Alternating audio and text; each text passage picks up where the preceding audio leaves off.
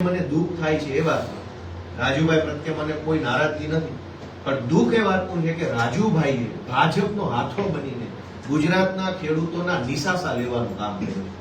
આમ આદમી પાર્ટી તો રાજકીય પાર્ટી છે, આ ચાલતી રહેશે, આરોપ પ્રતિ આરોપ આ બધું ચાલતું રહેવાનું. ખેડૂતોના નિશાસા ન લેવા જોઈએ, આ પાપ છે. ગુજરાતના ખેડૂતોને એક આશા બંધાઈ, ઉમ્મીદ બંધાઈ, ભરોસો આવ્યો કે આમ આદમી પાર્ટીના નેતૃત્વમાં કંઈક થશે, ઈશુદાનભાઈ જેવા નેતાઓ, ચૈતરભાઈ જેવા નેતાઓના નેતૃત્વમાં કંઈક થશે, એવી જ્યાં ઉમ્મીદ બંધાઈ ત્યાં રાજુભાઈએ જે આ પાપ કર્યું છે એ બરાબર બિલકુલ વાત નથી. એમણે આરોપ મૂક્યો કે ભાઈ અમને પાર્ટી તરફથી લીગલ સપોર્ટ નથી મળ્યો. એમના પોતાના ઉપર 3 કેસો ઓલરેડી છે.